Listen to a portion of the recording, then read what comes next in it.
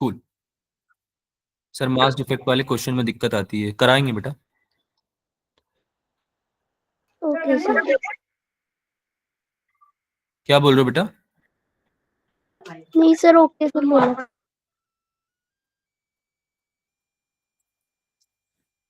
आवाज तो आ रही है ना मेरी सबको? एम आई ऑडिबल बच्चों? Yes sir. स्क्रीन विजिबल है सबको?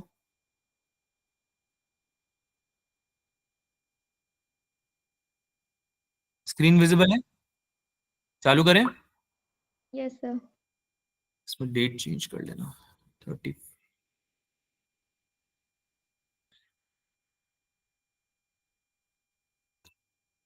चल के नहीं। अच्छा, yes sir. cool, cool.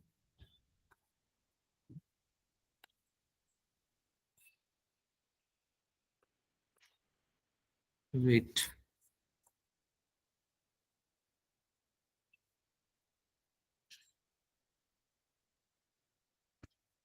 Thirty first, ठीक है। तो एसएचएम का क्विक रिवीजन करते हैं और थोड़ा बहुत ट्राई करेंगे मॉडर्न फिजिक्स भी चालू कर ले हम आज, क्योंकि एसएचएम बहुत बड़ा चैप्टर भी नहीं है और बेसिक बताऊंगा मेरे ख्याल से तो आपको चल जाएगा, है ना? कूल। एक सेकेंड वेट करना यस बच्चों। Sir.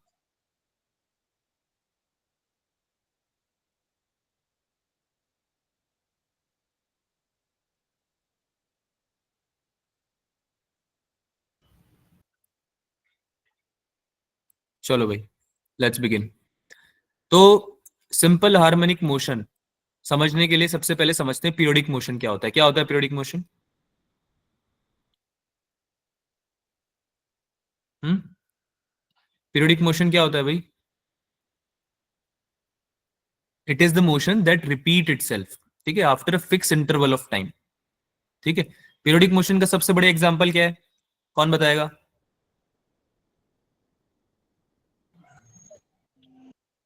Earth. Rotation of earth हो गया, रेवोल्यूशन ऑफ अर्थ हो गया। आवाज आ रही है मेरी? Am I audible? Yes yes. Periodic motion का सबसे बड़ा एग्जांपल हो गया तुम्हारा फैन, पंखा ऊपर।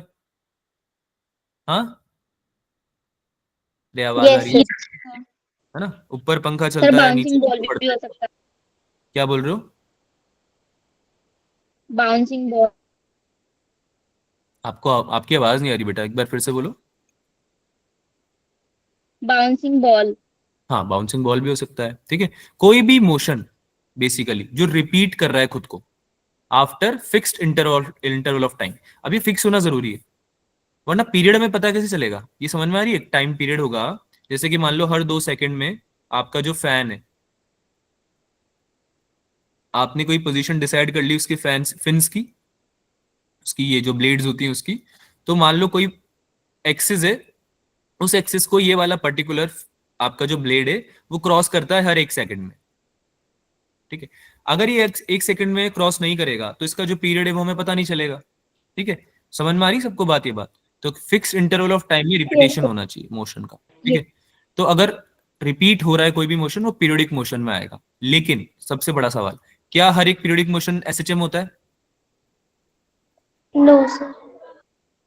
एसएचएम की फुल फॉर्म क्या होती है, किसी को पता है? Simple harmonic motion. Simple harmonic motion, ठीक है। तो पीरियोडिक मोशन एसएचएम का टाइप नहीं है, एसएचएम पीरियोडिक मोशन का टाइप है ना? It's a type of periodic motion. Cool. आगे चलते हैं, डिस्कस करते हैं। सबसे पहले बात करते हैं ऑसिलेटरी मोशन का, ठीक है। ऑसिलेटरी मोशन का मतलब होता है टू एंड फ्रो मोशन, ठीक है। अभी हमने पीरियोडिक मोशन के बारे में बात करी, ऑसिलेटरी मोशन भी सिमिलर ही होता है। Oscillatory motion is basically to and fro motion, यानी कि कोई हमने एक पॉइंट डिसाइड कर लिया। अब अगर हमारा कोई ऑब्जेक्ट इस पॉइंट पे से पास कर रहा है बार बार, जैसे मान लो यहां से स्टार्ट होता है, यहां से मूव किया, इस पॉइंट को क्रॉस किया, कहीं और गया, और फिर वापस से इसी पॉइंट पे रिटर्न होके और इनिशियल जो पॉइंट था इसका, जो लॉन्चिंग पॉइंट था, वहां पे वापस चला गया, ठीक है। तो इस पॉइंट को हम बोलते हैं मीन पोजीशन। क्या बोलते हैं इसको? Mean position. Mean position. Mean position के अबाउट अगर टू एंड फ्रो मोशन हो रहा है, टू एंड फ्रो का मतलब समझ में आता है? टू एंड फ्रो का मतलब समझ में आता है? आगे गए फिर पीछे आए, यस। फिर आगे गए फिर पीछे आए, है ना? इस तरह की मोशन को टू एंड फ्रो बोलते हैं, ठीक ठीक है, टू एंड फ्रो वर्ड का मतलब भी यही होता है बेसिकली, ठीक है, किसी जगह पे बार बार आना, है ना, रिपीट करना। तो अगर किसी फिक्स पॉइंट के अबाउट या मीन पॉइंट के अबाउट अगर मोशन है, मतलब टू एंड फ्रो मोशन हो रहा है, उसको ऑसिलेटरी मोशन बोलते हैं, ठीक है। तो एग्जांपल के लिए हम ले लेते हैं motion of a pendulum. Pendulum देखा है सबने, ऐसे ऐसे जो चलता है, Yes, वगैरह में होता है ना, घड़ी वगैरह देखा होगा आपने, ठीक है। कई सारी वॉल क्लॉक्स होती है ना, उनमें लगा होता है पेंडुलम ऐसे, ठीक है, जो ऐसे ऐसे मूव करता है, राइट। तो वो एक एग्जांपल हो गया टू एंड फ्रो मोशन का, टू फ्रो ऐसे होता है ना।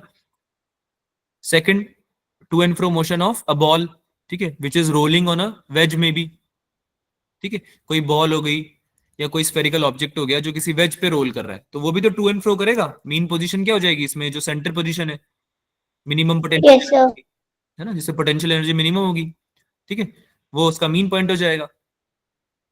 समझ में आती है बात सबको? Yes, sir. Yes, sir.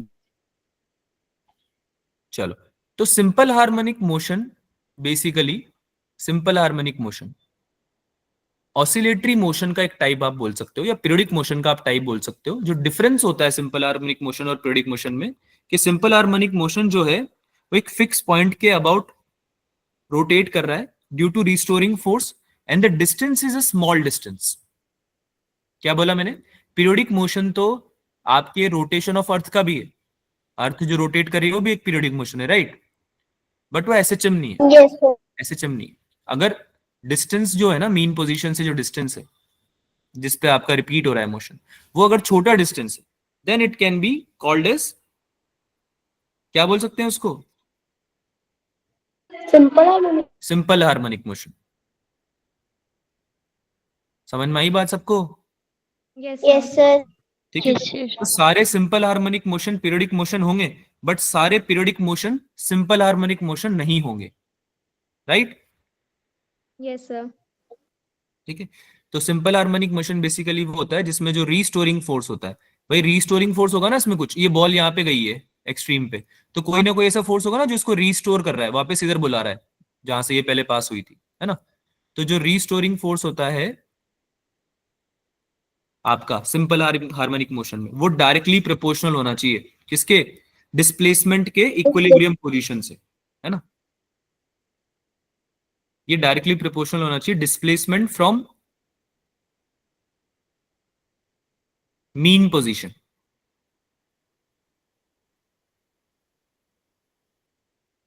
अगर ऐसा कंडीशन सेटिस्फाई हो रहा है तो आप उसको एसएचएम बोल सकते हो, सिंपल हार्मोनिक मोशन बोल सकते हो। चलो आगे चलते हैं। एक सवाल है जो सॉल्व किया हुआ है ऑलरेडी मैंने, इसको डिस्कस करते हैं। The circular motion of a particle with constant speed, अगर कोई पार्टिकल कांस्टेंट स्पीड से एक्सेलरेट नहीं कर रहा, स्पीड कांस्टेंट है, ठीक है, अगर वो सर्कुलर मोशन कर रहा है वो पार्टिकल, तो उसको क्या बोल सकते हैं? Periodic motion but not simple harmonic, simple harmonic but not periodic, periodic and simple harmonic, neither periodic nor simple harmonic. अब इसमें एक बात बताओ, क्या बी ऑप्शन पॉसिबल है क्या? No, sir. ऐसा हो सकता है क्या कि कोई सिंपल हार्मोनिक मोशन है बट पीरियोडिक नहीं है? तो पॉसिबल ही नहीं है, No. है ना। No, sir. तो ये ऑप्शन तो वैसे रिजेक्ट हो गया। एक्सप्लेनेशन समझते हैं इसकी, उससे समझ में आएगा। In circular motion of a particle with constant speed, particle repeat it's motion after a regular interval of time but does not oscillate about a fix point.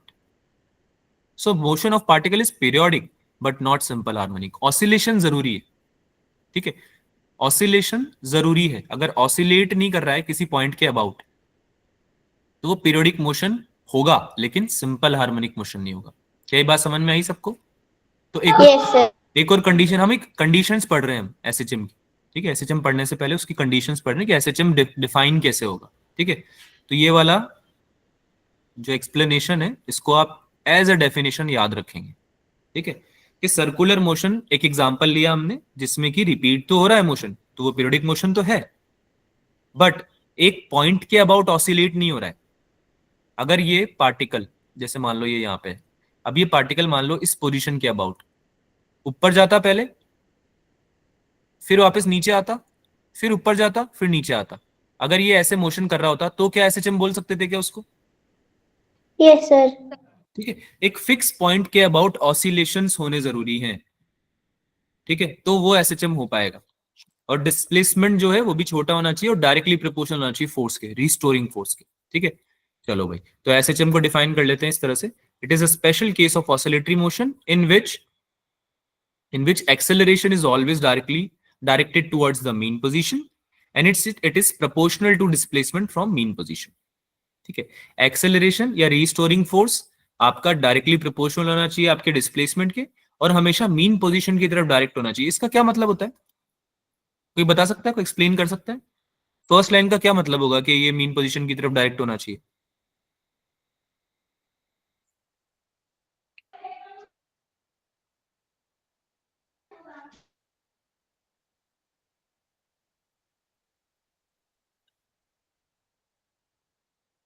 नहीं समझ में आया किसी को? सर सब उसमें डिस्कस।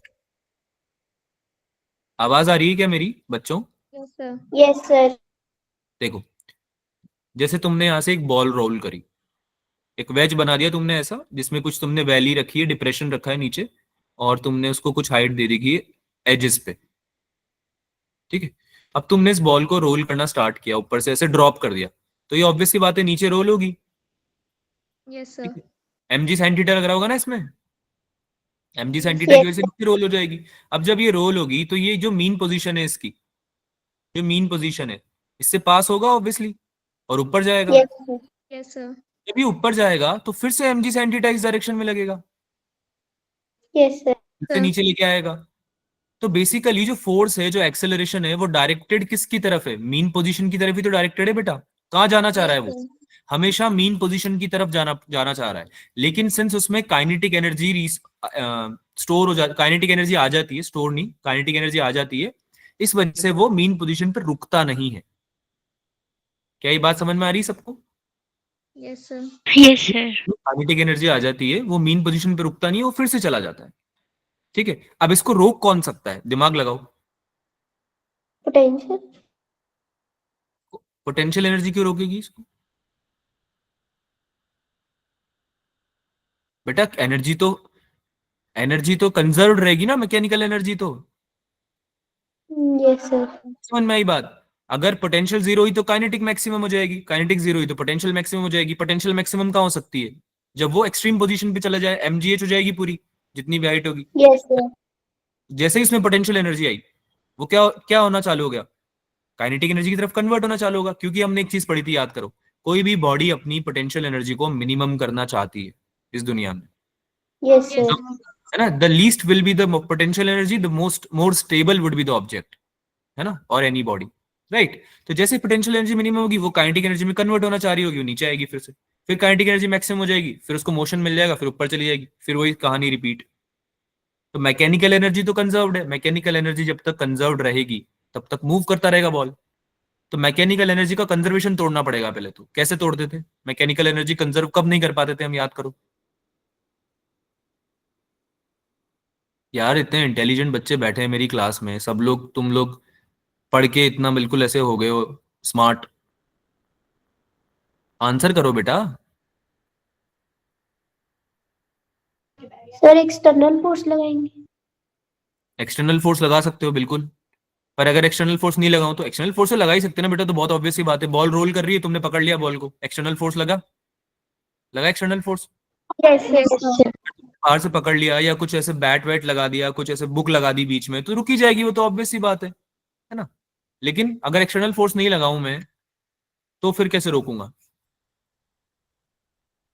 सर वो अपने आप ही रुक जाएगी ना, घूमते घूमते जैसे वो एनर्जी लूज करती जाएगी। अपने आप कैसे रुक जाएगी अगर मैकेनिकल एनर्जी कंजर्व रहेगी उसकी? तो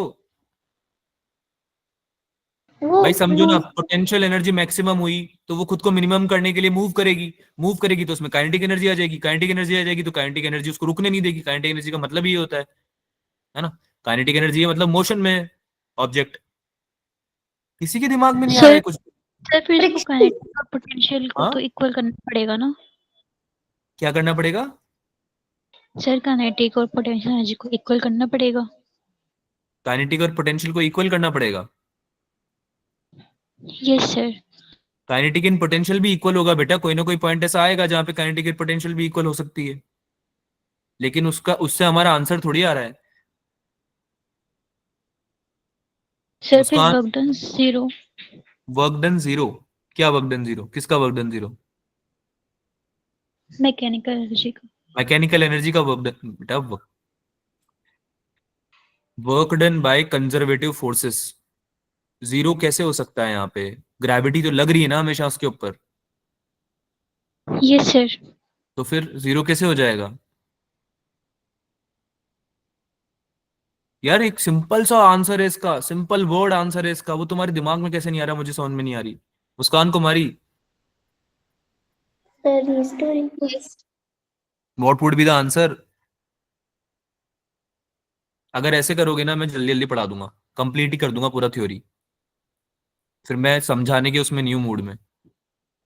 तुमने सब कुछ पढ़ रखा है, उसके बाद भी अगर तुम इतने सिंपल क्वेश्चंस का आंसर नहीं देते, अच्छी बात नहीं है। अक्षरा, अंशिका, दीप्ति, मुस्कान, सना, सिद्रा, बेटा इतने सारे बच्चे हैं हमारे पास।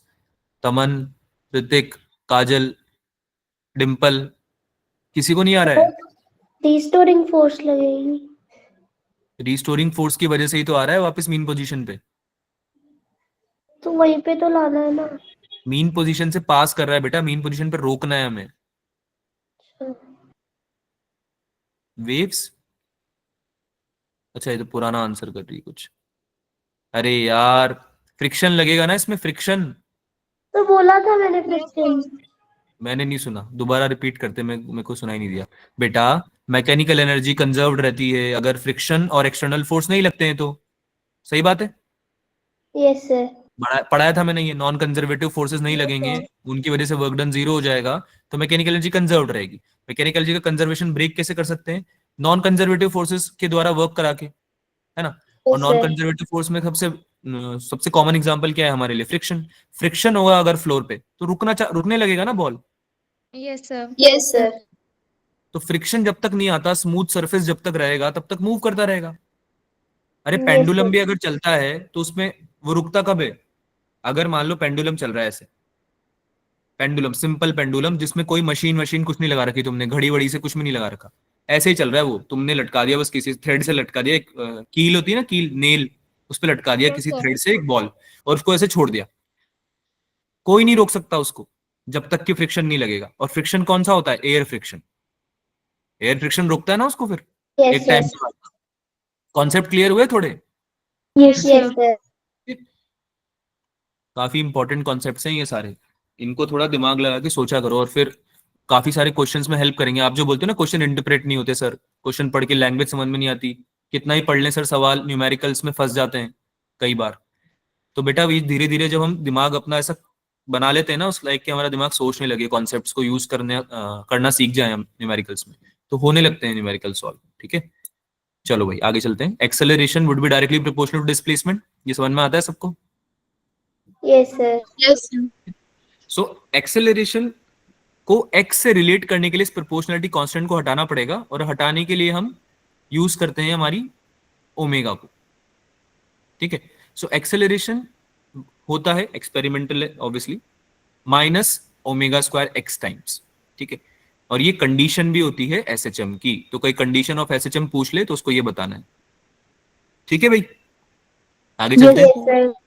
अभी अभी डिस्कस किया है कि force should be directly proportional to displacement. अगर प्रोपोर्शनलिटी साइन को हटाएंगे, फोर्स क्या बोला होता मैंने, फोर्स भी डायरेक्टली प्रोपोर्शनल होगा डिस्प्लेसमेंट के। कौन सा फोर्स है ये? Restoring force. रिस्टोरिंग फोर्स है। Restoring force. रिस्टोरिंग का मतलब तो समझ में आता है ना सबको? Yes sir. ठीक है, कूल। तो अगर आप इसको चेंज करना चाहते हो, प्रोपोर्शनलिटी साइन को हटाना चाहते हो, सॉरी, तो आपको एक कांस्टेंट को इंट्रोड्यूस करना पड़ेगा, और वो कांस्टेंट क्या है? यहाँ पे के है। ठीक है, एफ इक्वल्स टू माइनस के एक्स। स्प्रिंग के केस में ये के आपका स्प्रिंग कांस्टेंट हो जाता है, राइट। यस। यहीं से हम सारे फॉर्मूला डिराइव कर लेते हैं। एक्सेलरेशन हो जाएगा, सिंस फोर्स अपॉन एम होता है, तो यहाँ पे एफ की जगह माइनस के एक्स रखा मैंने, तो minus k by M into x हो गया। अब एक्सेलरेशन को v dv by d x पे लिख सकता हूं मैं, पता है सबको ये बात? Yes sir. Yes sir. Is also equal to v dv by d x, है ना। तो जब मैंने लिखा v dv by d x equals to minus k by m x, तो मुझे डी एक्स मिल गया और एक्स मिल गया, तो मैं इसको इंटीग्रेट कर सकता हूं बहुत इजीली। तो ये हो जाएगा वी डीवी का integration equals to minus k by M का integration. Sorry x D x का इंटीग्रेशन, माइनस के बाय एम तो कांस्टेंट है तो बाहर आ जाएगा, ठीक है। और हो क्या रहा है बेसिकली, डिफाइन किस चीज के लिए कर रहे हैं, एक ब्लॉक था, ब्लॉक को तुमने मीन पोजीशन से कंप्रेस किया या फिर क्या किया, स्ट्रेच किया, है ना, या तो तुमने कंप्रेस किया या फिर तुमने बाहर की तरफ उसको पुल कर लिया, स्ट्रेच कर लिया, ठीक है। तो आइदर केस में वो एसएचएम कर सकता है अपनी मीन पोजीशन के अबाउट, यस सर। है ना, मीन पोजीशन के अबाउट, क्योंकि रिस्टोरिंग फोर्सेस डेवलप होने लगेंगे उसमें जो कि उसको एसएचएम करा सकते हैं, ठीक है। चलो भाई, ये जो इंटीग्रेशन है इसको कंप्लीट करते हैं। वी डीवी का इंटीग्रेशन क्या हो जाएगा, वी स्क्वायर बाय 2, वी का इंटीग्रेशन यही तो होगा, Yes, वी स्क्वायर, है ना, वी स्क्वायर अपॉन 2 हुआ, 0 से वी तक हम इसको इंटीग्रेट करें, वी वेलोसिटी है, आई होप ये सबको समझ में आ यस रहा है, सर। वी वेलोसिटी है, ठीक है। लिख भी देता हूं यहाँ पे ताकि तुम बाद में कंफ्यूज नहीं हो। राइट साइड में आ गया एक्स स्क्वायर बाय 2, इसको इंटीग्रेट कर लें ए टू एक्स। अब ये ए टू एक्स क्या है, what is a to x, what is a, सबसे पहले तो what is a, mean position. This is amplitude. Amplitude क्या होता है, the maximum distance from mean position. समझ में आई बात भाई, तुम्हारा एसएचएम अगर हो रहा है, जैसे हमने ये ब्लॉक की बात की थी ना थोड़ी देर पहले यहाँ पे, तो तुम्हारा एम्पलीट्यूड क्या हो जाएगा इसमें, ये जो डिस्टेंस है ना, ये मैक्सिमम एक्सट्रीम पोजीशन से लेकर मीन पोजीशन का डिस्टेंस, बात समझ में आ रही है, इसको Yes, एम्पलीट्यूड, इसको एम्पलीट्यूड बोलेंगे, ठीक है। तो ये यहाँ पे एम्पलीट्यूड से लेकर ए से लेकर एक्स तक, एक्स क्या है, डिस्प्लेसमेंट, जितना तुमने डिस्प्लेसमेंट किया है वहां तक हम इसको इंटीग्रेट कर रहे हैं, ठीक है। तो इसका इंटीग्रेशन आ जाएगा आपका V square minus zero square equals to K by M A square minus x square बन जाएगा। ये के बाय एम आपका कांस्टेंट था, वो बाहर ही रहेगा एज इट इज, ठीक है। इसको फर्दर सॉल्व कर रहा हूं, सिंस लेफ्ट साइड में स्क्वायर था तो राइट साइड में पूरा अंडर रूट ले लूंगा मैं स्क्वायर हटाने के लिए, ये बन गया रूट के by M A square minus x square की पावर 1/2। वी को dx बाई dt लिख सकता हूं, ब्रेक कर रहा हूं बेसिकली, पहले एक्सेलरेशन से वेलोसिटी लेके आया, अब वेलोसिटी से डिस्प्लेसमेंट पे जा रहा हूं, ये समझ में आ रही है बात, प्रोसेस समझ में आ yes रहा है, sir. ठीक है। इक्वेशन निकालने के लिए कर रहा हूं मैं ऐसा, तो dx by dt equals to आ गया रूट के by M A square minus x square की पावर 1/2। इसमें ए डिफाइन हमने कर दिया है mean position, sorry amplitude of SHM, ठीक है, the maximum displacement from mean position, ठीक है भाई। तो अब इसमें अगर हम थोड़ा सा समझना चाहें, जैसे कि ये ब्लॉक है, डायग्राम में एक ब्लॉक दिख रहा है जो कि जाता है मीन पोजीशन से राइट साइड में।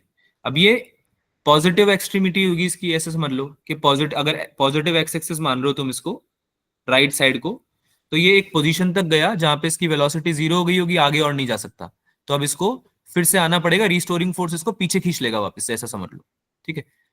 फिर से मीन पोजीशन क्रॉस करी, नेगेटिव एक्सट्रीम पे चला गया, ठीक है, वहां पे फिर से इसकी वेलोसिटी 0 हुई, वापस से मीन पोजीशन पे आ गया, और मैक्सिमम वेलोसिटी कहां हो रही है इसकी, मीन पोजीशन पे हो रही है क्या, Yes sir. Maximum velocity sir. कहां हो रही है, मीन पोजीशन पे, ठीक है। आगे चलते हैं। Yes.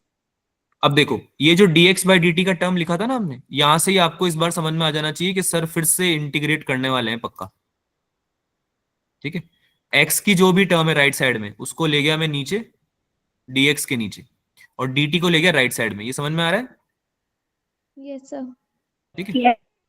This will become dx by under root a square minus x square equals to कुछ होगा राइट साइड में, RHS लिख देते हैं लेट से, ठीक है। x equals to a sine theta, use करते हैं सब्सटीट्यूशन मेथड बोलते हैं इसको। ये जो dx upon under root a square minus x square का इंटीग्रेशन है ना, ये इतना इजीली नहीं होता है, बात समझ में आ रही, ये कोई हमारा वो थोड़ी x की पावर n है तो इसको डायरेक्ट लिख दिया हमने x की पावर n+1 अपॉन n+1, अभी तक तो यही कर रहे थे ना हम इंटीग्रेशन के नाम पे, बेसिक इंटीग्रेशन जो करते थे, ठीक है। लेकिन अब फॉर्मुलाज वगैरह यूज करने पड़ेंगे, तो जैसे कि ये एक नया इंटीग्रेशन मिला हमें, तो उसको सॉल्व कैसे करते हैं वो बता रहा हूं, हम ट्रिग्नोमेट्रिक सब्सटीट्यूशन यूज करते हैं, ठीक है। तो x की जगह लेट से मैं मान लेता हूं a sin थीटा रख रहा हूं मैं, तो dx क्या हो जाएगा, a sin थीटा का डिफरेंशिएशन होगा, बोलो हाँ या ना, Yes sir. इसको डिफरेंशिएट किया तो dx आया, तो इसको भी डिफरेंशिएट करूंगा तो ये आ जाएगा a cos theta into D theta, ठीक है, a cos theta into D theta, ये समझ में आया सबको, डिफरेंशिएशन Yes, sir. किया है Yes बेसिक, sir. ठीक है। बस अब क्या है, dx की जगह रिप्लेस कर दो a cos theta D theta को, और x की जगह लिख दो a sin थीटा, तो ये बन जाएगा a cos theta D theta ऊपर न्यूमरेटर में, नीचे बन जाएगा a square minus a square sin theta ठीक है, अब तो तुम बहुत इजीली ए स्क्वायर को कॉमन लेके 1 माइनस साइन स्क्वायर थीटा लिख सकते हो। बोलो हाँ या ना। Yes, sir. ठीक है, 1 माइनस साइन स्क्वायर थीटा कितना होता है? Cos square theta. Yes sir. Yes, sir. Cos square theta का अंडर रूट कितना बन जाएगा? Cos theta. और ए स्क्वायर का अंडर रूट कितना बन जाएगा? ए। ठीक है, ऊपर नीचे ए कॉस थीटा बन गए, बहुत इजीली डी थीटा बचा, जिसका इंटीग्रेशन थीटा ही होगा। क्या होगा इसका इंटीग्रेशन? थीटा। और थीटा, थीटा क्या था? कैसे निकाला हमने? Since x equals to a sine theta था, तो मैंने क्या किया, पहले तो x बाई ए लिखा मैंने, a को नीचे ले गया मैं, x बाई ए, इसकी जगह मैंने लिखा साइन थीटा। और याद करो कि इसको ऐसे भी सॉल्व कर देते हैं कि थीटा अगर लिखना है तो साइन इनवर्स कर देते हैं, यस तो sir. This will become theta equals to sine theta sine inverse x by A. ठीक है, तो ये आपका आंसर आ गया, ये आपका आंसर आ गया LHS का। कूल। और राइट साइड में क्या था हमारे पास? अंडर रूट के बाय एम डी टी का इंटीग्रेशन। देखो RHS में क्या था हमारे पास? अंडर रूट के बाय एम, और ये था आपके पास टर्म dt था, dt को ऊपर लेके गए, Yes. dt को राइट साइड में लेके गए थे, है ना। तो उसका इंटीग्रेट कर रहे हैं, टाइम को इंटीग्रेट कर रहे हैं, 0 से d करते हैं जनरली, जनरल इक्वेशन बनाने के लिए। ठीक है, क्या बन जाएगा ये? अंडर रूट के बाय एम इंटू टी बन जाएगा। अरे समझ में आ रहा है? So this will be your equation, x equals to a sine under root के by M into T, this will become your equation. और इसमें इसको आप बोल सकते हो equation of SHM also, equation of SHM भी बोल सकते हो आप इसको। x क्या होता है इसमें? डिस्प्लेसमेंट।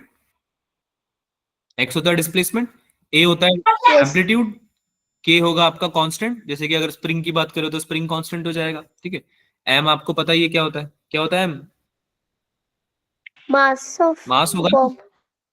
अरे मास होगा ना बेटा, देखो ना यहाँ से कहाँ से लिया था हमने m, force upon mass. Yes. यहीं से तो लिया था, acceleration equal to force upon mass. जो भी आपका ब्लॉक है, जो भी ऑब्जेक्ट है जिसका एसएचएम हो रहा है, उसका मास। ठीक है, टी टाइम हो गया। ठीक है, this will be your equation of SHM. इसमें जो रूट के बाई एम टी होता है, सिन ये साइन का एंगल है, साइन थीटा जो भी आता है उसकी जगह हमने लिखा है, तो ये इसको बोलते हैं फेज ऑफ पार्टिकल। तो साइन फाई भी यूज कर लेते हैं कभी कभी।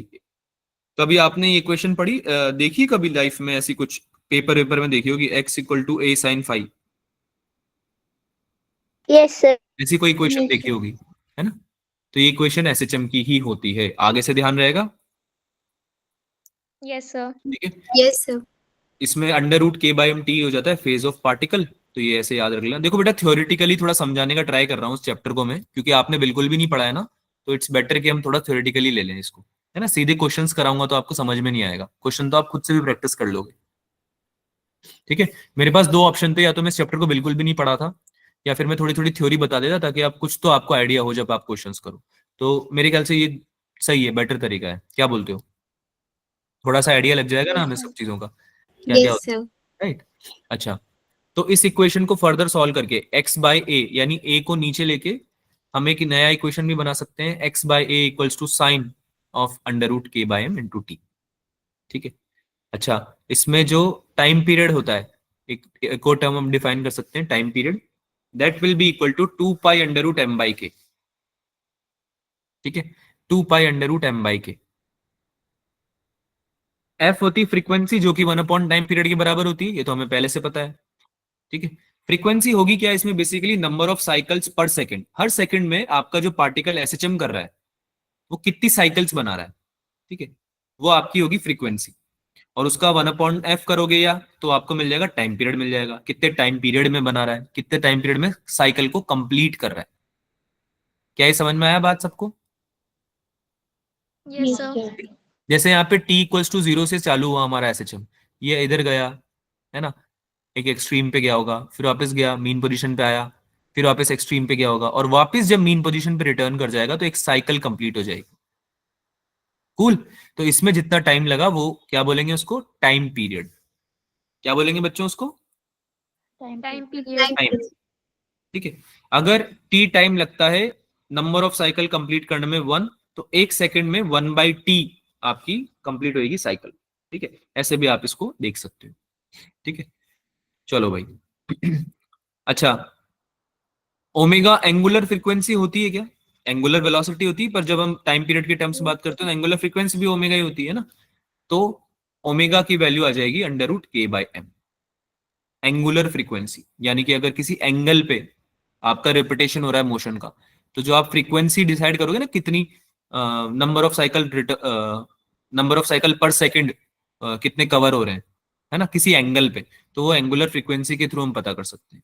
रेडियन पर सेकंड ही होता है यूनिट इसका, और √k/m फॉर्मूला होता है। ये ध्यान रखना, ये चीज थोड़ी सी आपको रिमेंबर करनी पड़ेगी। आगे चलते हैं। तो x equals to a sine √k/m t था, तो √k/m को सिंस हमने ओमेगा बोला है, तो क्या हम इक्वेशन को x equal to a sine omega t लिख सकते हैं क्या? Yes sir. Yes sir.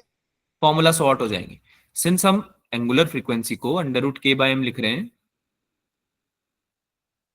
√k/m की जगह हमने क्या रख दिया? ये जो हमारा ऊपर वाला फॉर्मूला था, ये वाला फॉर्मूला, इक्वेशन ऑफ एसएचएम जो हमने डिफाइन करी थी, ठीक है। बेसिकली इक्वेशन ऑफ एसएचएम हमें बता क्या रही है? एक रिलेशनशिप दे रही है टाइम और डिस्प्लेसमेंट के बीच में, है ना। रिपीटेशन ऑफ मोशन ही तो होता है बेटा, रिपीटेशन ऑफ मोशन ही तो होता है, एक टू एंड फ्रो मोशन ही तो है किसी पॉइंट के अबाउट, मीन पोजीशन के अबाउट, है ना। तो कितने टाइम में कितना डिस्प्लेसमेंट हो रहा है, वही हमें इक्वेशन दे सकता है बेसिकली एसएचएम का, सिंपल हार्मोनिक मोशन का। बोलो, समझ में आ रहा है सबको? Yes sir. है ना। डिस्प्लेसमेंट या फिर वेलोसिटी टाइम के टर्म्स में, यही तरीका होता है मोशन डिफाइन करने का। इक्वेशन की जो मोशन की जो इक्वेशंस लिखते थे, उसमें भी हम ऐसे रिलेशनशिप ड्रॉ करते थे, है ना। या तो वेलोसिटी के साथ टाइम की कर दी, या डिस्प्लेसमेंट के साथ टाइम की कर दी, या एक्सेलरेशन के साथ टाइम की कर दी। याद करो, यस। कोई भी मोशन हम पढ़ते थे तो उसमें यही तो करते थे बेटा। टाइम के साथ जो चेंजेस आ रहे हैं डिस्प्लेसमेंट, डिस्टेंस में मतलब, या वेलोसिटी में, या एक्सेलरेशन में, वही हम लिखते थे इक्वेशंस में, है ना। तो सिंपल हार्मोनिक मोशन भी तो एक तरह का मोशन ही है, इसलिए हम ये सब कर रहे हैं। अगर किसी के दिमाग में आ रहा हो कि सर कर क्यों रहे हैं, तो उसका रीजन ये है, ठीक है। तो कुछ फॉर्मुलाज हैं जो आपको याद रखने हैं। ये पेज इंपॉर्टेंट है, मैं यहाँ पे मार्क कर देता हूँ। इसमें सारे फॉर्मुलाज हैं जो इंपॉर्टेंट है, ये आप याद रखिएगा। x equal to a sin omega t आपका इक्वेशन ऑफ एसएचएम हो गया। टाइम पीरियड हो गया 2π/ओमेगा। फ्रीक्वेंसी होता है ω/2π, ये पढ़ रखा आपने पहले भी। फ्रीक्वेंसी को हम 1/2π √k/m भी लिख देंगे, ठीक है, क्योंकि अभी अभी हमने डिफाइन किया है ओमेगा की वैल्यू, तो उसके हेल्प के थ्रू हम ये कर देंगे, ठीक है।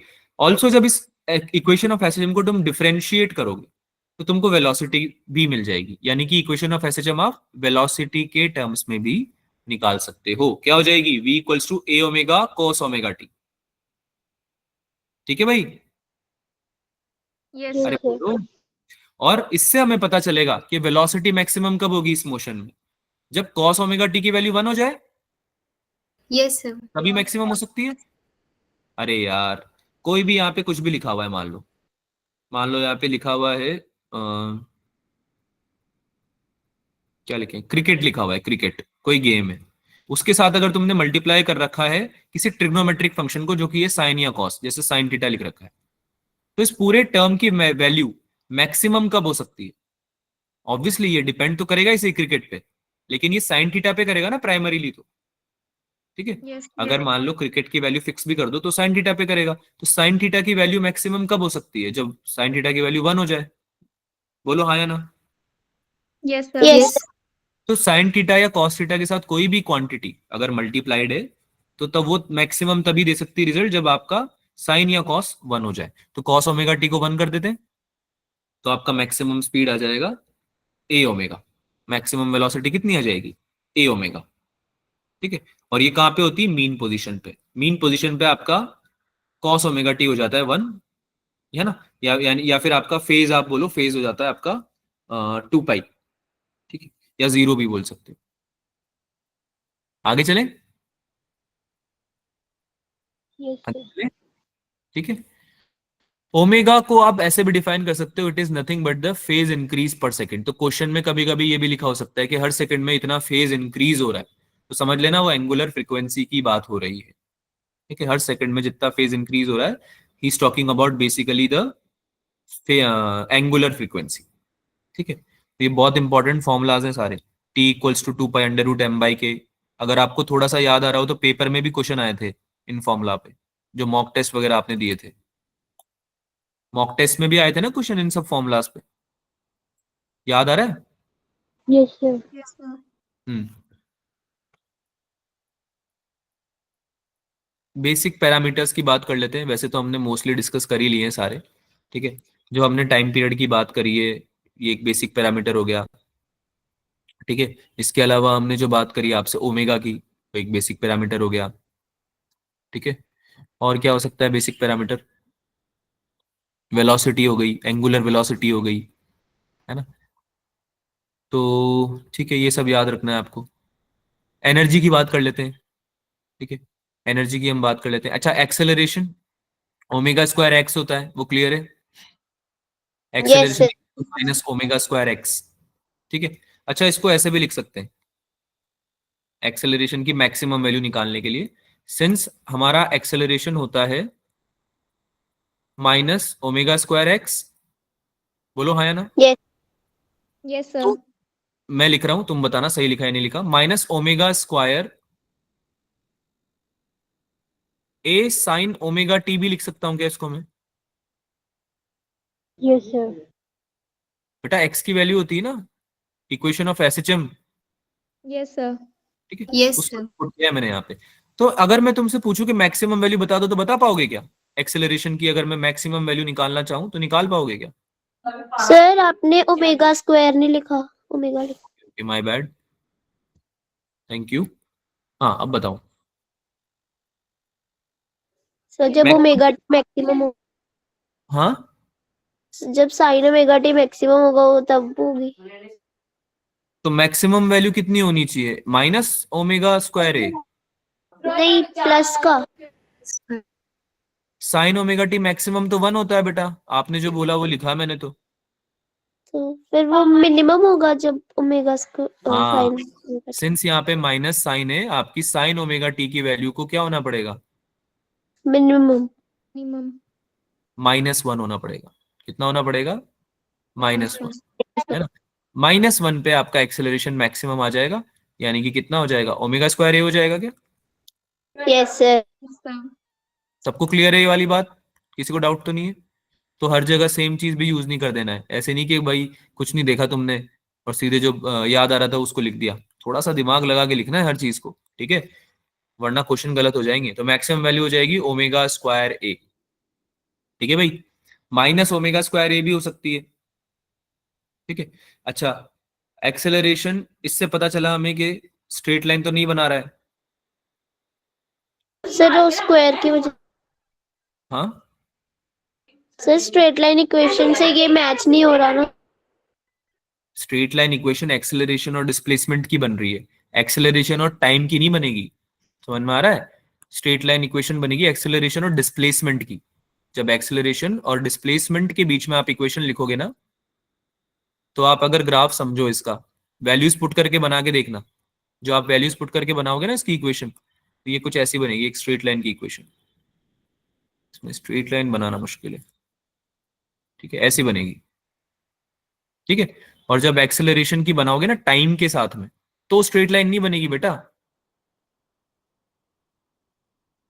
टाइम के साथ में थोड़ी स्ट्रेट लाइन आ रही है, ये तो डायरेक्टली प्रोपोर्शनल टू एक्स है ना, टाइम की थोड़ी डायरेक्टली प्रोपोर्शनल है। बात समझ में आ रही है? Yes sir. ठीक है। टाइम के साथ में आपकी जो इक्वेशन बनेगी वो तो कुछ साइन का कर्व बनेगा भाई। साइन ओमेगा टी के है ना, ये साइन ओमेगा टी पे डिपेंड कर रहा है, ठीक है। और माइनस साइन लगा हुआ है, तो आपका ग्राफ ऐसे चालू होगा, ऐसे बनेगा कुछ। इसको मैं हटा देता हूँ टाइम को, ठीक है, ऐसे कुछ ग्राफ बनेगा। अब इसकी वैल्यू तुम बता सकते हो मुझे, ये जो हाईएस्ट वैल्यू है और ये जो लोएस्ट वैल्यू है, दोनों की वैल्यू बता सकते हो क्या, अगर ग्राफ में क्वेश्चन आ जाए तो? ए ये हो जाएगी ओमेगा स्क्वायर है, और ये कितनी हो जाएगी? Minus omega square. ये समझ में आता है सबको? Yes, yes sir. सर। ठीक है भाई। a equals to minus omega square x था, तो वो तो एक y equals to m x का ग्राफ बन रहा है, लेकिन आपका जो एक्सेलरेशन है वो तो साइन का ग्राफ बनाएगा ना बेटा। दिख रहा है Yes, सबको? sir. Acceleration is equals to minus omega square A, जो कि ये तो सब कॉन्स्टेंट्स हैं, लेकिन ये डिपेंड कर रहा है साइन ओमेगा टी पे। जो वेरिएबल है वो तो टाइम है, ठीक है, और वो है साइन के साथ में। तो आपका कर्व किसका बनना चाहिए? साइन कर्व बनना चाहिए कि नहीं बनना चाहिए? Yes, sir. Yes sir. Graph बनाने का थोड़ा अंडरस्टैंडिंग हो रहा है, डेवलप कैसे बनाते होंगे ग्राफ? Yes, है ना? sir. ठीक है, आगे चलें। Yes. ठीक है, ठीक है, अगर इसके डिफरेंशियल इक्वेशन कोई पूछ ले, वो बता देता हूं मैं, डेरिवेशन नहीं बता रहा हूं, कितना टाइम नहीं क्योंकि हमारे पास, लेकिन अगर डिफरेंशियल इक्वेशन कोई पूछ ले, इसका डिफरेंशियल इक्वेशन ऑफ एसएचएम, तो वो मैं आपको बता देता हूं क्या होती है। d2x by dt square plus omega square x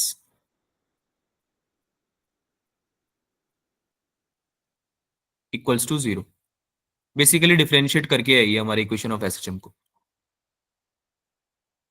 energy की बात कर लेते हैं, ठीक है, एनर्जी ऑफ एसएचएम। ठीक है, तो काइनेटिक एनर्जी जो होगी वो तो हो जाएगी आपकी half K into A square minus x square. Again मैं डिराइव नहीं कर पा रहा हूं, टाइम की बहुत कमी है, बट मैं फॉर्मूला बता देता हूं आप लोगों को।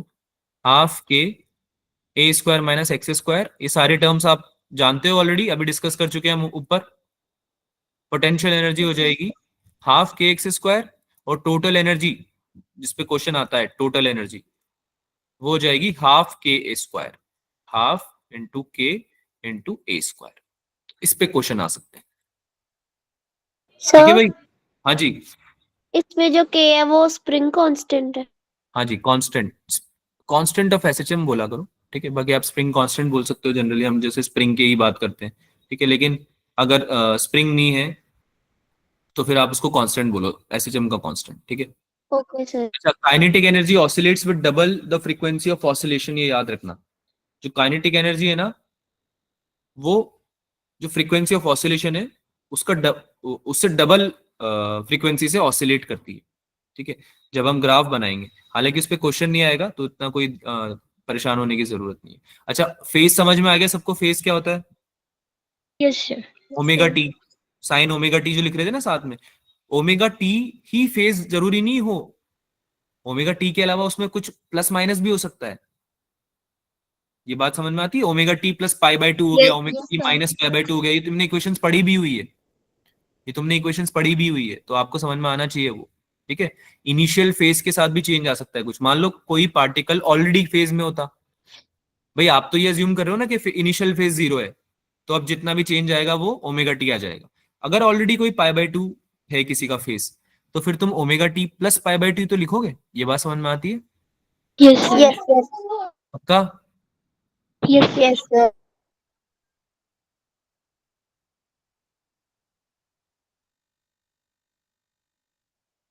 ठीक है, आगे चलें। Yes Yes, sir. sir. ठीक है, चलो भाई, स्प्रिंग कांस्टेंट बता दिया आपको, ये हो ही गया, फेज हो ही गया।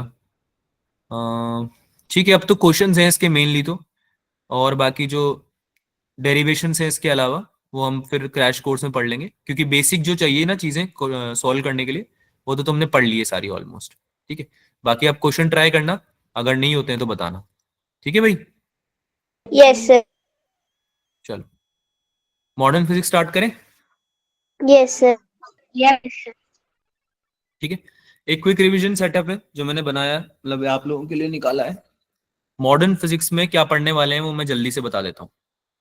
एक तो एटॉमिक फिजिक्स होता है इसका पार्ट स्टार्टिंग का। ठीक है, Yes, sir. एक छोटी सी टेबल बना रखी, तुम्हारे भी काम आ जाएगी। एटॉमिक फिजिक्स होता है इसका फर्स्ट पार्ट, जिसमें कि हम बोर्स पोस्टुलेट्स हो गया, है ना, ये r n v n omega n t n e n हो गया, है ना, हर ऑर्बिट की रेडियस वगैरह, वेलोसिटी, है ना, angular speed, time period, energy वगैरह हम लिखते थे। Energy levels of hydrogen type atom, ये भी हमने पढ़ा था। एक्साइटेशन ऑफ एटम, है ना, लैम्डा ऑफ एमिटेड रेडिएशन कैसे निकालते हैं, स्पेक्ट्रल लाइंस कैसे निकालते हैं, हाइड्रोजन स्पेक्ट्रल सीरीज हमने पढ़ी थी, लाइमन पास्चन, याद है सबको, बामर। Yes, sir. Yes sir. तो ये सारा पार्ट आ जाएगा एटॉमिक फिजिक्स में। फिर हम पढ़ेंगे फोटो इलेक्ट्रिक इफेक्ट। ठीक है, फोटो इलेक्ट्रिक इफेक्ट की इक्वेशन जल्दी से बताओ। Yes sir. E is equals to kinetic energy is equals to E minus 5. और E equals to delta m c square. Yes sir. ठीक है, dual nature of light, photon के बारे में जो हमने पढ़ा था सब कुछ। Yes sir. बेसिक एक्सरे वैसे तो आपके सिलेबस में नहीं है, बट फिर भी बेसिक बेसिक पढ़ लेना। रेडियो एक्टिविटी, ये भी सिलेबस में नहीं है। ठीक है, ये सब हम थोड़ा सा देख लेंगे, देखना चाहेंगे अगर टाइम बचेगा तो। न्यूक्लियर फिजिक्स, ये तो आपने पढ़ा है लास्ट में, this is a separate chapter है ना, अपने आप में एक चैप्टर है न्यूक्लियर फिजिक्स। ठीक है, चलो भाई स्टार्ट करें। Yes, sir. बोर्स पॉस्टुलेट की बात करते हैं। For single electron system, bore ने जो पॉस्टुलेट्स दिए थे अपने, वो उसने दिए ही हाइड्रोजन लाइक एटम्स के लिए थे, सिंगल इलेक्ट्रॉन सिस्टम के लिए, है ना। जो कि उसने बोला था कि हाइड्रोजन के लिए नहीं दे रहा मैं तो बस ये बोल रहा हूँ कि जो हाइड्रोजन से सिमिलर है, सिंगल इलेक्ट्रॉन सिस्टम है, उन पे ये पॉस्टुलेट्स अप्लाई होंगे, है ना। बात समझ में आ रही है सबको? बात समझ में आ रही Yes, है? sir. तो यार किसी के पास अगर 3 इलेक्ट्रॉन है, उसने 2 लूज कर दिए, वैसे हो पाएगा नहीं हो पाएगा वो नहीं बोल रहा मैं, कैसे हो पाएगा वो भी नहीं बोल रहा। अगर 2 लूज कर दी तो एक ही बचेगा ना उसके पास, तो Yes, sir. तो उस पर वैलिड होगा फिर ये बोर का पॉस्टुलेट। तो उन्होंने ये बोला था, ठीक है। तो बोल रहे थे कि लेट से कि आप अज्यूम कर लो कि एक इलेक्ट्रॉन है जो कि रिवॉल्व अराउंड कर रहा है किसी न्यूक्लियस के, ठीक है। तो जिसके कि अगर अब एटॉमिक नंबर उसका Z है, तो अगर Z नंबर ऑफ इलेक्ट्रॉन्स हो जाएंगे उसके पास, अगर एटॉमिक नंबर Z है तो, right, Z number of Yes, sir. Electron. Yes sir. Assume कर लेते हैं कि वो इलेक्ट्रॉन एक सर्कुलर ऑर्बिट में रिवॉल्व कर रहा होगा, जिसके की एग्जैक्टली नहीं करता बट अज्यूम कर लेते हैं कि कर रहा होगा, जिसके की रेडियस हो जाएगी Rn, है ना। nth शेल में अगर वो रखा हुआ है तो Rn उसकी हो गई, क्या हो जाएगी, radius Radius. Yes. Circular path की, और Vn क्या हो जाएगी, Velocity. वेलोसिटी हो जाएगी, ठीक है। तो उसने कंजर्वेशन से मोमेंटम के और फोर्स के उसने बताया था कि k Z E square upon r n square should be equal to m v n square upon r n, ठीक है। सबकी वैल्यू पता है हमको इसमें, के लगाना मत भूलना इसमें आगे, ठीक है, के लगाना मत भूलना इसमें आगे। और जेड की वैल्यू क्या होती है, what is z, Atomic number. Atomic, Atomic number. ठीक है भाई। Yes, कूल है। sir. M b square upon r n, m b square upon r, देखा देखा लग रहा है क्या ये फॉर्मूला, Yes, sir. Yes. देखा देखा लग रहा है क्या ये फॉर्मूला, Yes, sir. कहाँ देखा है, yes sir. Centripetal Connect. force. Centripetal force होता है। Yes, sir. Yes, sir. आवाज नहीं आ रही मुझे तुम्हारी। Sir, आ रही है. Sir. सेंट्रीपिटल फोर्स होता है, Yes, sir. Yes, sir. ठीक है। तो थोड़ा सा आइडिया लग रहा है ये फॉर्मूला कहां से आया होगा,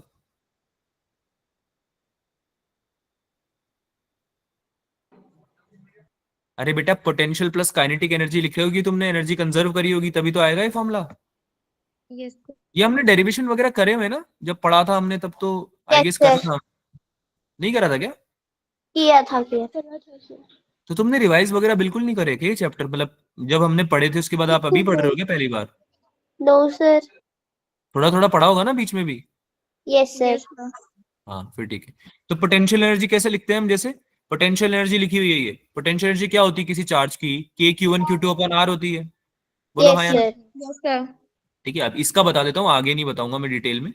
पोटेंशियल एनर्जी जैसे चार्ज की क्या होती है, दो चार्जेस की, k into q one q two upon r, बोलो हाँ या ना। Yes, Yes, sir. sir. ठीक है, तो क्या हो जाएगा ये माइनस के, अच्छा पोटेंशियल एनर्जी के आगे भी माइनस साइन तो लगाते ही है, तो क्या हो जाएगा माइनस के इंटू एक चार्ज तो इलेक्ट्रॉन हो गया, Yes, sir. दूसरा हो गया जेड टाइम्स ई, Yes, sir. जेड टाइम्स ई, एक हो गया ई। दोनों के बीच का इलेक्ट्रोस्टैटिक फोर्स की वजह से जो इलेक्ट्रोस्टैटिक पोटेंशियल है वो हम निकालना चाह रहे हैं, और डिवीजन में क्या आ जाएगा, आर एन आ जाएगा क्या, Yes, sir. Yes, sir. ठीक है। तो K Z E square upon R, this becomes your potential energy, K Z E square upon R, this becomes your potential energy, ठीक है। तो हम यहाँ पे पोटेंशियल एनर्जी नहीं लिख रहे हैं, हम यहाँ पे फोर्स लिख रहे हैं, m b square upon r तो फोर्स होता है ना, Yes, अरे sir. समझ में आ रहा है। तो हमने Yes, sir. Basically electrostatic force को इक्वेट किया है सेंट्रीपिटल फोर्स के, भाई जो सर्कुलर मोशन में मूव कर रहा होता है वो सेंटर की तरफ डायरेक्टेड होता है ना एक फोर्स, जिसको सेंट्रीपिटल फोर्स बोलते हैं। Yes, तो ये sir. तो ऑब्वियस ही बात है ना कि इलेक्ट्रोस्टैटिक फोर्स उसको बाहर की तरफ पुश करना चाह रहा होगा, और आपका Yes. जो सेंट्रीपिटल फोर्स है उसको अपनी तरफ खींचना चाह रहा होगा, तो दोनों के बैलेंस की वजह से ही वो सर्कुलर मोशन में मूव कर पा रहा होगा, है ना, बैलेंस करने के लिए, है ना। तो दोनों फोर्सेस को इक्वेट कर दिया हमने, तो वैसे आया ये फॉर्मूला, ठीक है। आगे चलते हैं। बोर्ड ने क्वांटाइजेशन प्रिंसिपल दिया था अपना, जिसमें उसने बोला था कि आपका जो एंगुलर मोमेंटम है m v n into r n, वो होना चाहिए h/2 पाई के इंटीग्रल मल्टीपल के इक्वल होना चाहिए, है ना। तो यहां से उसने सेकंड फॉर्मूला दिया था अपना mvr equals to nh/2 pi. n क्या होता है? इंटीजर। ये इस पे क्वेश्चन आ सकता है। h क्या है इसमें? Planck's constant. प्लैंक्स कांस्टेंट, ठीक है। और n क्या हो गया? कोई इंटीजर हो गया। बाकी m v और r ये तो पता है आपको क्या होता है, राइट। फिर हमने एक इक्वेशन पढ़ी बहुत ही इंपॉर्टेंट जो बोर्ड ने दी थी कि आपकी जो एनर्जी है that should be equal to hc/λ। Energy कौन सी? जब एक इलेक्ट्रॉन एक ऑर्बिटल एक शेल से दूसरे शेल में जंप करेगा, एक ऑर्बिटल से दूसरे ऑर्बिटल में जंप करेगा, ठीक है। तो n2 से अगर n1 में जंप कर रहा है तो क्या होता है? एक क्या रिलीज होता है? एक इलेक्ट्रॉन जब एक ऑर्बिटल से इलेक्ट्रॉन दूसरे ऑर्बिटल में जंप करता है तो क्या रिलीज होता है? एनर्जी। अरे एनर्जी बेटा, मुझे लग रहा है तुम सब चीजें भूलते जा रहे हो।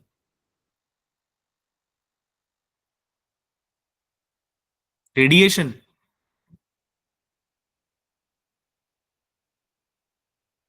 बेटा एक बच्चे ने आंसर दिया है केवल। मैं जल्दी जल्दी बताना चालू कर देता हूं या तो।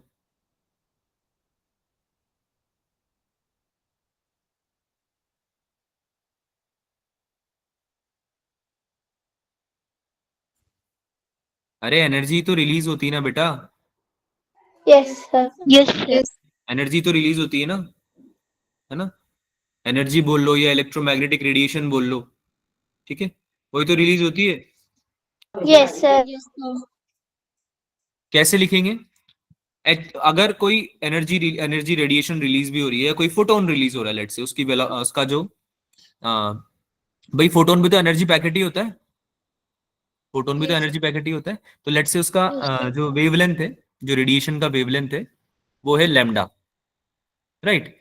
तो hc/λ should be equal to the energy difference between the both orbitals.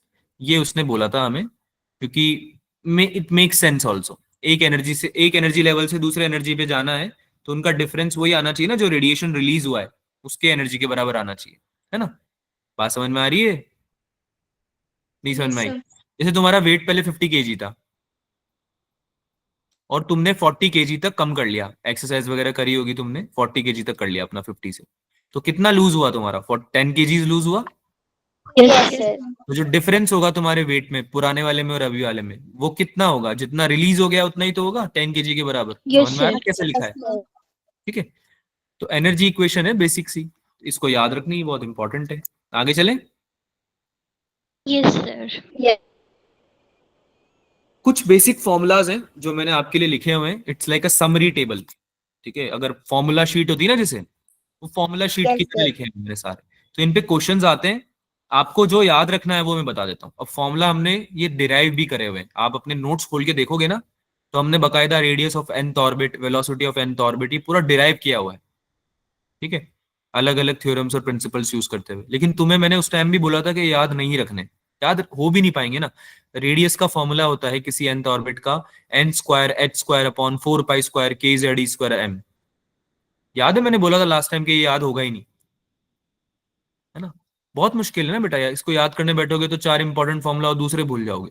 इसमें जो याद रखने वाली चीज है वो क्या है कि इसका एक अप्रोक्सीमेट वैल्यू भी होता है विच इज 0.529 n² एंगस्ट्रॉम।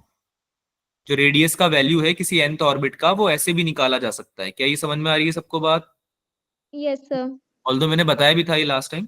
तो इसमें दो चीजें याद रखना, एक तो ये मास ऑफ इलेक्ट्रॉन के इनवर्सली प्रोपोर्शनल होता है, एक ये n² z के डायरेक्टली प्रोपोर्शनल होता है। जो रेडियस है आपका nth ऑर्बिट का, वो किसके डायरेक्टली प्रोपोर्शनल होता है? n² z के। अब इसमें n क्या है? What is n? Number of electrons. Number of electrons. बेटा जब rn लिखते हो तो इसमें n क्या होता है? ये व्हाट इज n? सर वो nth ऑर्बिट मतलब वो कौन सी ऑर्बिट में है उसका। हाँ, ठीक है। So that is the value.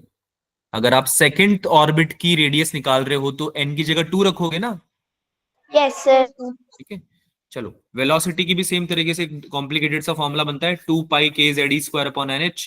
तो उसको भी आपके लिए शॉर्ट करके लिखा हुआ है, अप्रोक्सीमेट वैल्यू लिखी हुई है 2.18 इंटू 10 की power 6 into z by n। अब देखो एक और चीज बताता हूं, अगर ये याद नहीं रहे ना आगे वाला 0.529 याद नहीं रहे, या फिर ये 2.18 इंटू 10 की पावर 6 याद नहीं रहे, तो इतना तो एटलीस्ट याद रख लेना कि जो वेलोसिटी है वो डायरेक्टली प्रोपोर्शनल किसके है, z by n। Z by N.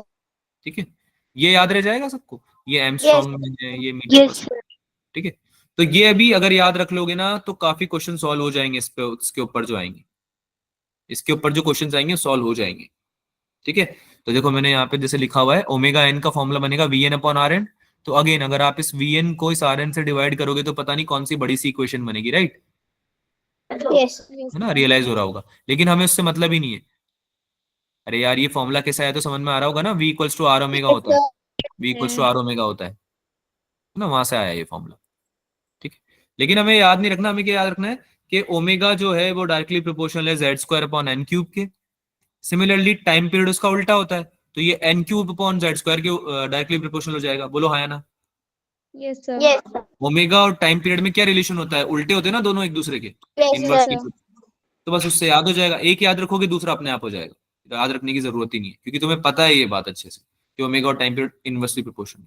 ठीक है, सिमिलरली जो टोटल एनर्जी होगी किसी nth ऑर्बिटल की वो होगी उसकी kinetic energy plus potential energy, Yes, sir. है ना। उसको ऐड करके हमने निकाला ये फॉर्मूला आर एन की टर्म्स में। लेकिन अगेन आपको ये याद नहीं रखना, ये फॉर्मूला जो हमने कई बार यूज भी किया है, डिस्कस भी किया है, -13.6 z square upon n square eV. याद आ रहा है फॉर्मूला, कुछ ऐसा कुछ पढ़ा था Yes, sir. Yes, sir. ना। This formula sir. Is very important, you need to remember it. इस फॉर्मूला को आप पूरा याद रखोगे वैल्यूज के साथ, इलेक्ट्रॉन वोल्ट में आती है वैल्यू, ये भी पता होनी चाहिए। ठीक है भाई, Yes, sir. Yes, sir. ठीक है। देखो बेटा मॉडर्न फिजिक्स में फॉर्मूलाज जेन्युइनली बहुत सारे हैं, लेकिन मैं बस उसको ट्रिम करके मैं ट्राई कर रहा हूँ कि आपके थोड़ा लाइफ इजी हो जाए, है ना। थोड़े छोटी छोटी चीजें आप याद रख लो जो इंपॉर्टेंट है, तो बहुत सारी चीजें याद रखनी नहीं पड़ेगी। ठीक है, इसलिए अलग से एक फॉर्मूला शीट भी बनाई हुई है और इसमें बता दिया है मैंने आपको कि क्या क्या याद रखना है। ठीक है, तो बाकी चीजों में दिमाग मत लगाना ज्यादा। Energy level of hydrogen type atom. अगर हाइड्रोजन टाइप एटम है या सिंगल इलेक्ट्रॉन सिस्टम है आपका, तो एनर्जी हमने ऑलरेडी डिफाइन कर ली है। किसी भी nth ऑर्बिट की एनर्जी जो होती है वो माइनस nth शेल की एनर्जी क्या होती है, -13.6 z square upon n square electron volt. ठीक है, अच्छा n इक्वल्स टू 1 रखते हैं तो -13.6 जेड स्क्वायर आता है क्या आंसर, याद आ रहा है sir. सबको ये। Yes, sir. और अगर z इक्वल टू 1 रखते हैं तो -13.6 इलेक्ट्रॉन वोल्ट आ जाता है ना। ये तो हमने Yes, पढ़ा भी sir. हुआ है कि फर्स्ट वाला जो एनर्जी लेवल होता है उसका -13.6 ही होता है इलेक्ट्रॉन वोल्ट में एनर्जी, राइट, राइट, याद आ रहा है। Yes, sir. तो इसी फॉर्मूले में अलग अलग वैल्यूज रख के एन की अलग अलग वैल्यूज रख के, कभी 1 कभी 2, हमने ये सारी एनर्जी लेवल्स को डिफाइन किया है। और ये आपको एटलीस्ट इतने तो याद होने ही चाहिए, इनके ऊपर नहीं आएंगे क्वेश्चन, इन्फिनिटी तक जाता है ये तो, 5 के ऊपर और भी जाता है, लेकिन आपके 5 के ऊपर क्वेश्चन नहीं आएंगे। ट्राई करना कि एटलीस्ट आप इन 5 को याद रख लो, 1 2 3 4 तो आपको बहुत अच्छे से याद होना चाहिए, 5th भी याद होना चाहिए। ठीक है, अगर याद नहीं होता है तो भी कोई दिक्कत नहीं है क्योंकि ये फॉर्मूला याद रहेगा तो उसमें पुट करके निकाल सकते हो, राइट। लेकिन उसमें फिर डिवीजन करना पड़ेगा ना बेटा। सोचो -13.6 को तुम बैठे हो डिवाइड करने 9 से, हो जाएगा, लेकिन कुछ सेकंड्स तो जाएंगे सही उसमें। ठीक है, हाँ अगर ये याद नहीं रहता है तो फिर क्वेश्चन मत छोड़ के आना, फिर इसको कर लेना, डिवीजन कर लेना। बात समझ में आ रही है सबको कैसे ऑपरेट करना है इस तरह के क्वेश्चंस में। Yes. ठीक है, तो ये याद रखना सब energy levels. Excitation of atom, for electron to absorb energy and excite from n1 to n2, then the energy absorbed must be equal to en2 minus en1। अगर किसी इलेक्ट्रॉन को एनर्जी एब्जॉर्ब करनी है और एक्साइट होना है n1 से n2 जाना है, ठीक है, तो उसको जो एनर्जी एब्जॉर्ब उसने करी ना वो एटलीस्ट इस एनर्जी डिफरेंस के बराबर होनी चाहिए, en2 माइनस en1 के बराबर होनी चाहिए, तभी जा पाएगा वो, है ना। और जब इलेक्ट्रॉन एक्साइट नहीं हो रहा, क्या हो रहा है, डी एक्साइट हो रहा है, यानी n2 से n1 में आ रहा है, तो इतनी ही अमाउंट की एनर्जी उसको रिलीज करनी पड़ेगी। क्या दोनों बातें समझ में आती है आपको। Yes, sir. बस वो डिपेंड करेगा बेटा नीचे से ऊपर जा रहा है या ऊपर से नीचे आ रहा है। भाई इलेक्ट्रॉन है, या तो नीचे से ऊपर जाएगा या ऊपर से नीचे आएगा, है ना। बीच में तो नहीं फंसा रहेगा। तो जो डिफरेंस है दोनों एनर्जी लेवल्स का, उसी अमाउंट की एनर्जी या तो रिलीज करेगा या एब्जॉर्ब करेगा। समझ में आती है सबको ये बात? कोई Yes, sir. डिफिकल्ट तो नहीं समझना है ना। दो जैसे कि सर। एग्जाम्पल के लिए हमने देख लिया कि E3 माइनस E1 की वैल्यू आती है 12.09 इलेक्ट्रॉन वोल्ट। यानी कि अगर आपको थर्ड ऑर्बिटल से वन ऑर्बिटल में जाना है तो इतनी एनर्जी रिलीज होगी, या फिर फर्स्ट से थर्ड में जाना है अगर, तो इतनी एनर्जी एब्जॉर्ब करनी पड़ेगी इलेक्ट्रॉन को, तब ही जा पाएगा वन से थर्ड में। कूल? Yes. Yes sir. चलो अब बात कर लेते हैं हम लैम्डा ऑफ एमिटेड रेडिएशन की। Hc upon lambda should be equal to En2 minus En1। Cool? ये अब पढ़ चुके हैं ऑलरेडी, है यस ना? Sir. तो यहां से हमें क्लियरली दिख रहा है कि 1 अपॉन लैम्डा को हम लिख सकते हैं एक नए फॉर्मूले में, जो कि हमारा बनता है 1 upon lambda equals to RZ², 1 upon N1 square minus 1 upon N2 square. ये भी बहुत फेमस इक्वेशन है, आपको याद भी होगी शायद ये, है ना? इसमें Yes, R क्या होता है? रिडबर्ग्स कांस्टेंट होता है क्या? Yes sir. Yes, sir. 10 की पावर 7 पर मीटर वैल्यू होती है इसकी। ठीक है, ये इक्वेशन जितनी इंपॉर्टेंट है उससे ज्यादा इंपॉर्टेंट इक्वेशंस ये हैं। ये सारी अगर याद नहीं रही तो भी ठीक है, मतलब ये तो याद रख लेना यार, ये तो इंपॉर्टेंट है ऊपर वाली तो। लेकिन अगर ये याद नहीं रही तो एटलीस्ट लैम्डा निकालना सीख लेना बेटा, ये सबसे बेसिक है। लैम्डा निकालना तो एटलीस्ट सीख ही लेना। लैम्डा की वैल्यू होती है 12430 अपॉन डेल्टा ई। कूल? और ये वैल्यू निकल के आती है एमस्ट्रॉन्ग में, और जो एनर्जी है वो इलेक्ट्रॉन वोल्ट में ले रहे हैं। ये यूनिट बहुत इंपॉर्टेंट है, ये जरूर याद रखना है इसके साथ में। बात समझ में आ रही है? अगर नैनोमीटर में लोगे तो एमस्ट्रॉन्ग से नैनोमीटर में चेंज करना तो तुम्हें आता ही है।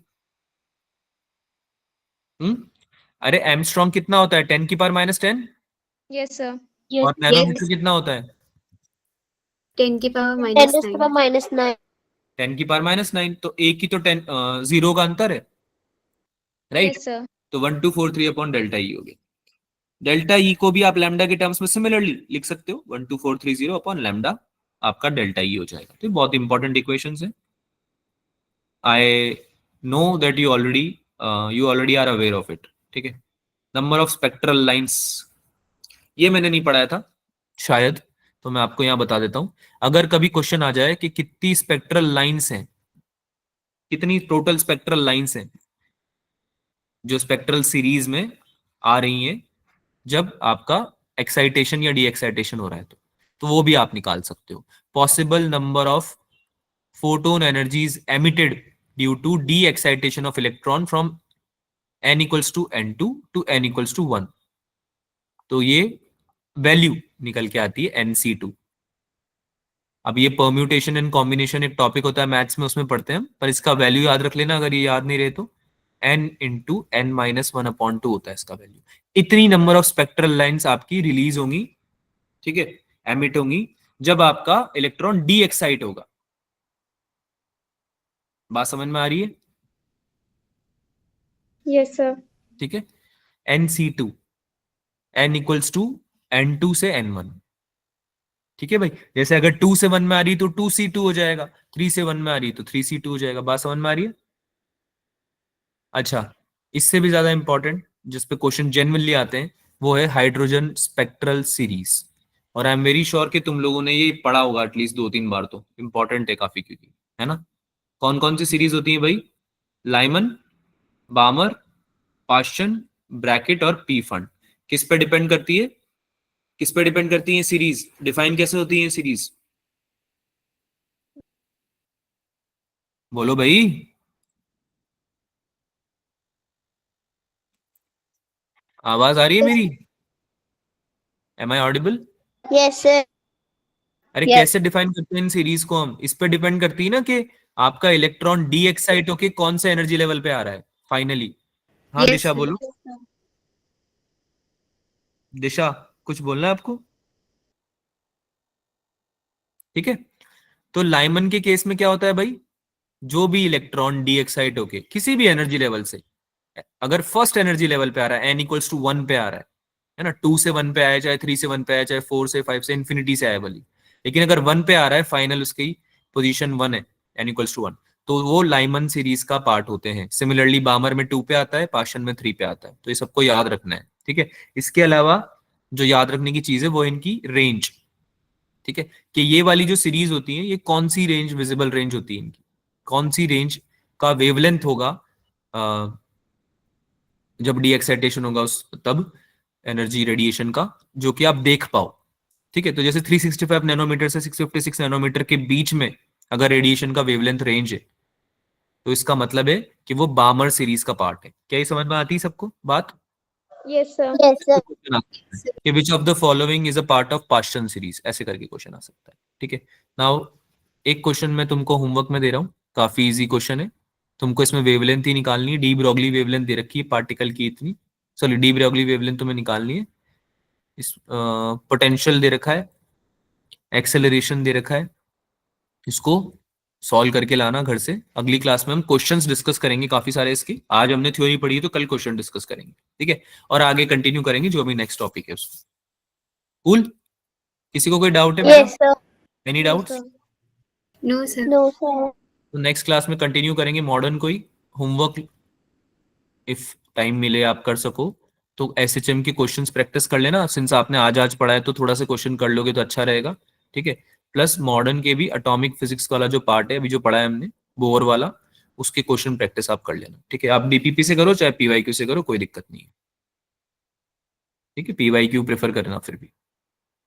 चलो मिलते हैं अगली क्लास में बच्चों, bye bye. Bye sir. Bye, sir.